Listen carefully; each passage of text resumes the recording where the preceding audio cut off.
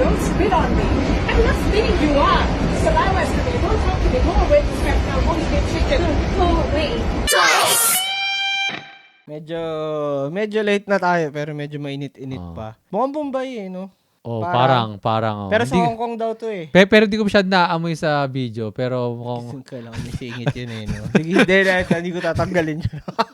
Kalagay ko yun doon Pero di ba ikaw, kapag galit na galit ka, or ewan ko baka ako lang yun, kasi medyo pagsasalita ko, tatalsik rin talaga laway ko eh. Pero Mare! pag galit na galit ka, lalong So tingin mo talagang nangyayari rin, or yun lang yung defense mechanism ni Ang lang kasi, pag nagganon na, non-resolvable issue na to eh. Ang Ay, pagkakaintindi ko, kasi, ayon sa nakikita ko hindi ako magugulat kung ang pinag-awayan nila, sumikip yung upuan dahil nakapatong yung Jollibee take-out niyang bag. take-out, nakapatong sa upuan. May tendency tayo mga Pinoy na mahilig magpatong ng gamit sa upuan sa public spaces. Pipili lang ba yun? Parang lahat naman. Hindi naman ako ibang lahi. Pinoy ako Ano mapansin ko? Kasi ako ganun din ako. Oh. Ganun din ako minsan. Ikaw mo defensive ka agad.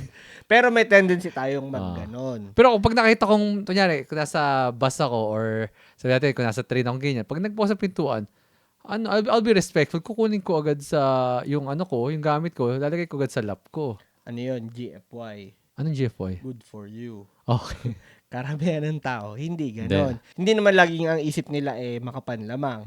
Posibleng occupied lang. Kaya hindi Ayaw nila madumihan. Ayaw nila madumihan or yung whatever. Jollibee ko o pagkain to eh. Pero, hindi yung upuan sa public space, hindi yan para hindi madumihan yung gamit mo. Kasi hindi naman nagbayad ng ticket yun eh. Oo. Kung gusto mo ibayad mo din ng ticket. Babayad. Pero kahit pa, paano pag rush hour? Yun yung nakikita kong pinagmula na away nila. Kaso, pag tinuloy natin yung away,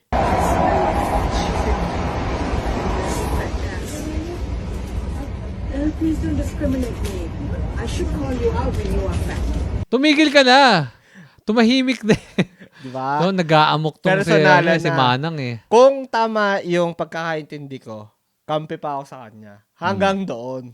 Pero ba't pinag-uusapan yung pagiging please don't discriminate me, di ba? May tendency may tendency din kasi tayo mga Pinoy na kapag medyo napipiga tayo, ang defense mechanism natin, maging victim. Inunahan niya na. Abroad, Inunahan niya na si Madam, si ate lang.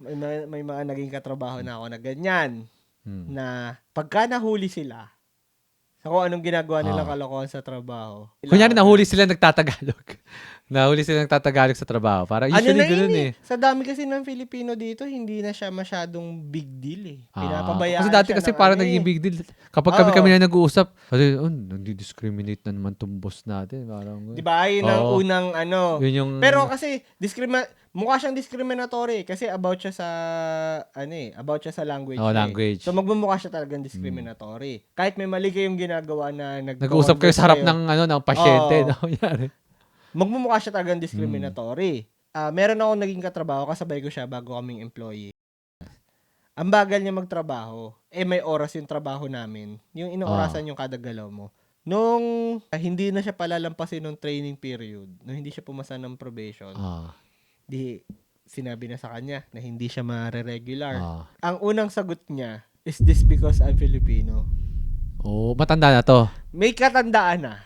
Wow. Pero yun kagad yung niya. Sinabi niya. Yun kagad yung sinabi niya. Mabagal ki. Hindi ka umaani. Hindi ka pasado sa standard. Paano mo ito nalaman? Syempre. Chismax? Chismax. Puro Pilipino. Hindi si mabagal na Pilipino yung nagsabi nito. Okay. Hindi. Pero, yun yung una niyang response.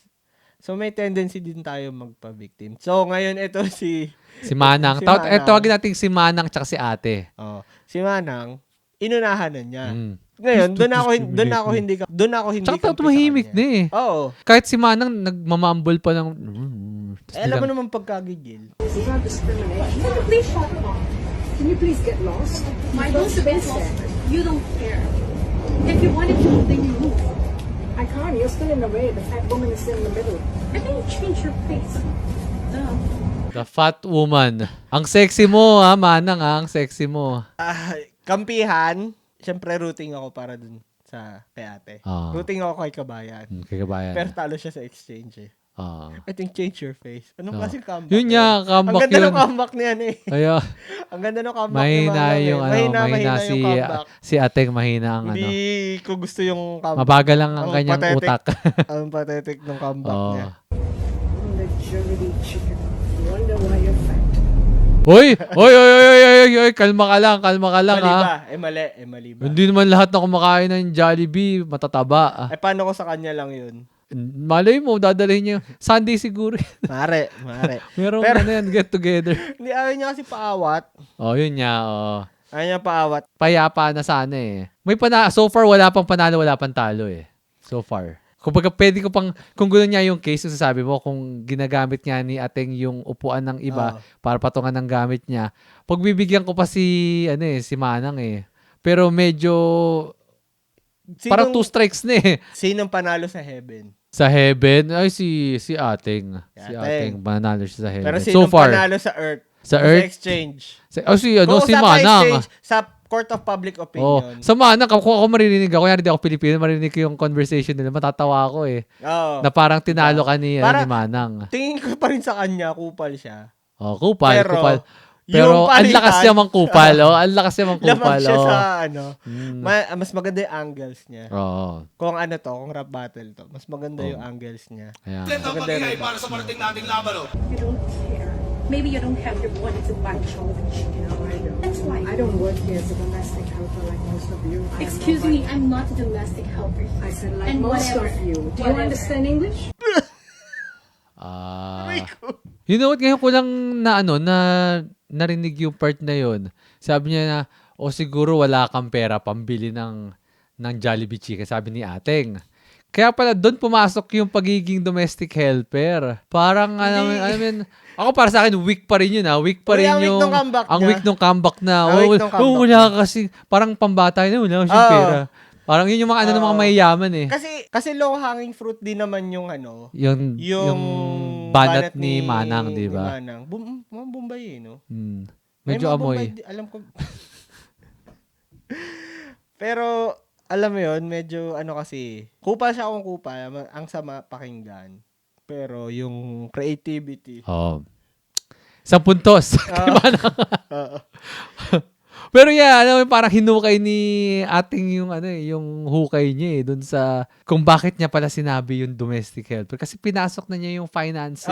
Yung finance realm eh. Yung nag-ano siya tawag doon, yung pocket check na siya eh. Nasa ad hominem attacks na siya. Tapos yung sa ad hominem attacks niya parang hindi masyado masakit. Anong ad hominem? Yung labas na siya sa argument. Oo. Nagpe-personalan Which is parehas na silang personalan. Nagpe-personalan na sila.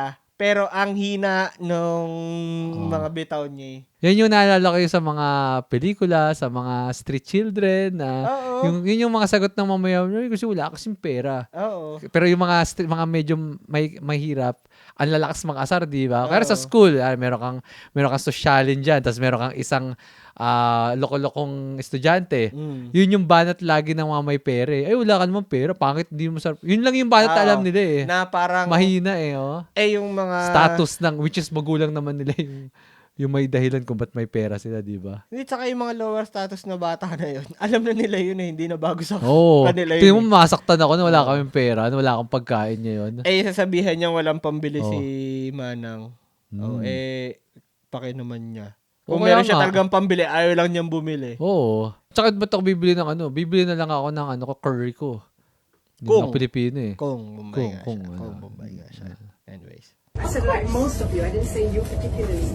Oh, you have no answer. You don't know how to You don't answer. also have the right to discriminate the domestic helper. I'm not domesticating that. I don't I'm saying care. most of them. Minura niya ba? Sabi niya, fuck off? Hindi naman. Hindi, Pero di ba? pagka fuck off, hindi naman, para sa akin, hindi naman mura yun eh. Oo, mura. Pero kasi Manang, hindi naman siya nagmura. Wala lang. Masakit Pagka yung may ano fuck niya. off kasi hindi ko siya hindi siya, wala siya sa level ng tangina mo eh. Para sa akin. Ibang fuck off sa fuck you. Oo. Parang ganun. Pero ewan ko, eto lang. Nag-backtrack pa to si Manang. Kinutya mo na eh. Kahit anong backtrack mo, Oh, I didn't say you. I said Oo. most of you. kahit pa, masakit na yon. Ngayon, siguro bigla niya na-realize na nakakatakot yung sinabi niya. Baka balikan Parang siya. generalize siya lahat ng Pilipino ng ano, no? Eh, First of all, there's nothing wrong na tawagin kang domestic helper. Yun lang ang problema sa ating mga Pilipino. Minsan may ego tayo eh. may status sa atin yung mga trabaho natin eh. Yun. Totoo yan, di ba? Pero para sa akin, ang domestic helper, para rin namang nurse yan eh. Pero bakit pati si ate? Nag-ano siya na, excuse me, I'm not a domestic helper. Oh, yun nga. Yun. Parang diring-diri siya, no? Oo. Excuse me, I'm not domestic. Kung there's nothing wrong with it, Hindi ba siya naka-scrubs? O mukha scrubs lang suot niya? mukha. Pero kung there's nothing wrong with it, Dapat hindi ganun sa good dapat mo. dinefensa Oo. na, why? What's wrong with being a domestic Oo. helper dito sa Parang ano? pati siya naki-oppress eh. Oh, di ba? Parang silent na atake sa mga domestic helper eh. Ewan ko ba, parang noon pa sa Pilipinas talaga, feeling ko may beef na tayo. Yung mga ano, yung kapwa, ano bang Tagalog ng Kapwa brown? kayo manggi. Kayo manggi. Oo. Parang para sa akin, noon pa, alam kong may beef na. Ang tingin ko so tayo, kinukutsa natin sila sa amoy, sa ganyan, Sa tsura. sa itsura. Oo. Pero, sila naman, parang tingin nila sa atin mababa. Ewan ko, baka mali ako. Pagkakaalam ko kasi, ang nag-colonize sa kanila is British, di ba? British. Oh. Sa atin, Spaniards. Spanish. Tapos, na eventually, naging American, pero mas influence tayo ng Spanish, yes. So, kaya siguro, parang ang ano nila sa sarili nila, kasi although brown sila, naging colony sila ng Ng British. Parang ganun nila gusto i-present yung sarili nila sa mundo, na pseudo-British sila dahil naging British colony sila. Although magagaling din kasi sila eh. Oh. Tingin ko sa kanila parang para silang Chinese, na ang mentality nila is about equity. Improving equity, Hindi business. lang mga empleyado. Parang ano, they wanna be self-sustaining.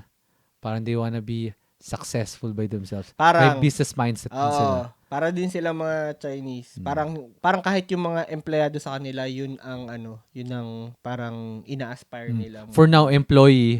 Pero ang end goal natin is to become an employer or make it big. Kaya parang kahit yung mga driver, lalo dito, ang dami nilang driver, di ba? Mapa-truck, mapa-taxi. Pero Parang sa kanila ina-aspire yun, nila oh. ang maging owner, operator. So, still, business pa din siya. So, yung mentality nila, nasa pag-build ng equity. I think meron sa kanilang sa mga brown brethren natin, meron silang mentality na they wanna show it off. Napansin mo ba, di ba, dito sa Canada, yung mga sasakyan nila, kahit na parang ulit-ulit na naka-Mustang yan, naka-Challenger, naka-Jeep, pero those are, di ba, medyo pricier na sasakyan yun. Kasi parang status symbol sa kanila is napakahalaga. O di parang tayo din. Pero sa ating Pilipino, parang medyo divided tayo eh. Parang we wanna be nasa gitna eh. Hindi ka pwedeng maging masyadong mayabang kasi may maririnig ka sa ibang tao. Parang medyo meron tayong sa part natin na, dapat hindi ako masyadong mag-all out kasi baka sabihin ng ibang yabang-yabang ko. No? Parang ganun. Oo, Di ba parang ganun tayo eh. Merong ganon na nagsasalita sa loob mo, pero magyayabang ka. Magyayabang ka pa rin. Oo. Pero may ganon. Pero hindi yung all out na sila kahit na ewan ko lang. Ewan ko lang din Opinion ko lang yun. Okay lang kung magbi-beef tapos India versus Philippines. Kung Bombay man to okay lang, parang kaya kong mag-beef. Pero parehas silang wala sa sarili nilang bansa. Yun yung medyo Kaya nga, nakaka-disappoint eh. Wait lang, saan bansa ba to? Alam mo, basa Hong ko Kong, no? Hong Kong eh. Hong Kong siguro sa domestic helper. Wala sila sa wala sila sa bansa nila parehas. Ang ko lang parehas kayong Bisita. parehas kayong dayuhan. Oo. Na kayo pa yung nagbabanggaan. Alam mo yun. Nung may mga nakakatrabaho ko mga international student, hindi ko minamama. Okay. Parang ako yung regular employee doon, sila agency sila. Kasi ang menial jobs lang yung gagawin nila eh. Para nila akong foreman Okay. doon. Mamanduhin mo lang sila. Although minamando ko sila, sinasabayan ko sila nung ginagawa nila. Una, para mabilis matapos yung trabaho, and then at the same time, wala. Para maturuan din sila. Kasi may mga kapwa tayo Pilipino na naggaganyan din eh. Maaring nagkaroon sila ng masamang experience sa ibang lahi. Mapa brown yan, mapa puti, mapa ibang lahi. Maari silang nagkaroon ng masamang experience habang nakikipagsapalaran sila dito sa Canada. Ako tinatry kong parang maglabas ng energy na Hindi lahat ganito. hindi lahat ganito. So, yun yung tinatry ko noon. Hindi ko din naman sila inabsorb. May ginagawa din silang nakakaya mo. Tayo din naman. Syempre lahat talaga. Tayo din naman. Lahat Pero dito tayo, nakaka-disappoint lang na mga kapwa pa, kayo manggi, sila yung nag-aanuhan sa lugar na pareho silang dayuhan. Pero totoo talaga, kasalanan to ni Alden Richards at saka ni Catherine Bernardo. Kaya nag-generalize tayong domestic helper dahil sa movie Diyos ko, nila. hindi lang yun. Dati pang stereotype yun. Di kumalat yung yung palalo. movie, di ba? Di ba? Highest grossing film. Oo nga, pero ewan ko, parang siguro in a way, in-enforce nila yung stereotype. May isa pang video Nag-explain siya, may kausap siya. Nag-double down siya dun sa mga insults niya. So, hindi mo talaga matukoy kung anong pinagmulan. Talagang feeling ko lang talaga. May gigil ang no? pinagmulan nun, nakapatong yung take out sa upuan. Which is parang annoying. disrespectful, no? Annoying. Oo. Pagod na pagod ka na. Tapos pero I don't think being Filipino, hindi naman, unless sinasave niya yung spot na yun. Isa pang ugali natin Pilipino yun eh. Mahilig tayong mag-save ng spot. Alam mo sa mga parking lot, parang ganoon, di ba? Hopefully, hindi ganoon yung balak niya doon. Meron kasi akong amiga na mag-meet kami sa station na to, tapos doon ako siya papaupuin. Which can be yung nagbibideo. Di ba? Yung nagbibideo. Kasi parang kakilala niya eh. Ewan ko lang. We're just speculating lang to na kung ano yung scenario na kinagalit ni Manang. Kasi feeling ko lang talaga yun. parang masyadong malalim yung galit niya eh. Unless, ewan ko, may kabit na Pilipino yung asawa niya dati, tapos meron siyang trauma, tapos mataba yung domestic helper yung kabit. Hindi natin alam. So, ewan ko, we're just guessing, di ba? We're just guessing dito. Nakakalungkot lang. Brown on brown beef. Yun ang parang nakakalungkot sa akin. Pero ang kasi rin is very obvious yung difference ng itsura natin. Parehas tayong brown. Pero I think even sa mata ng mga puti, napaka-obvious yung pinagkaiba ng Filipino or sabi natin Southeast Asian sa mga South Asian. Sobrang obvious. Well, laking pasalamat kayo sa kanila. Ganda rin ang tingin ng mga tepot sa mga Pinoy dito. Kaya In a way, sa kanila yung galit. Dati medyo nagagalit na sila kasi na rumarami na tayo rito eh. Pero ngayon, kasi, medyo, kaya nakikita nila yung distinction eh. Tapos may mga puti pa na ina-associate sila sa mga Middle Eastern, yung mga terrorist groups noon. Na ang layo naman noon. Syempre, kulang din naman sila sa kaalaman. Ang intindi nila, same group of people lang yon, which is man. Kumbaga, annoying sila. Pero, wala pa sa point na dapat mo silang katakutan dahil terorista sila. Hindi sila yun. Nakakaano din. Parang ang ignorante nyo naman pakinggan. I get why they can be annoyed. Pero, hindi, parang pinagpapatong-patong nila na yung dahilan nila para mayamot sa mga to. Which is, yung iba, mali na. Hindi nila ginagawa yung research nila no? Ba't sila magre-research? Sa bagay. Kapag napangunahan na ng galit At saka minsan kasi nangyayari dyan, yung galit ng sabi natin, kaibigan mo o asawa mo, pag kinukwento lang sa'yo, nakakahawa yun tapos meron kang maliit na anecdotal experience na ikakabit mo. Wala na. Wala nang chance para mag-explain ng kahit sino. Which parang ito. Ang ko lang din kasi, kung wala magtatanggol sa kanila, sinong sunod niyan? Sinong sunod nilang aalipustahin? Tayo. Yeah, tayo, di ba? So, tayo pagbubuntungan ng galit at sama ng loob nila. So, medyo calling for color unity. Color unity or wala sanang color, 'di ba? Pero syempre mahirap 'yun. Mahirap. Wala lang. Sobrang hirap. Yan hirap talaga yung feel ko na may beef talaga. May beef talaga dati pa. Oo nga. Nag-stem yata hindi pa sa tayo nagsisi-immigrate. Nag-ano yata nagpapataasan ng ihi. Medyo. Pero to be honest, ang layo ng agwat ng ng India sa atin eh. Di ba? In a way. In a way. Pero, ang nanalo para sa akin, all 3 rounds kay ate. Si Manang. Si Manang. Si Manang, all oo. 3 rounds. Sa heaven, si Ating. Hindi ko I din mean, sure. actually, hindi pa siya aabot. Depende sa Oo. kung ano pinag-awayan nila. Oo. Pero kung Hindi- away, hindi alam. kung away bata lang, panalo si Manang. Iwan sila pareha sa earth. Oh, ang galing ni Manang. All Yung 3 mga rounds, Manang. But anyways, Edmond. 2X. And this is Twice the D.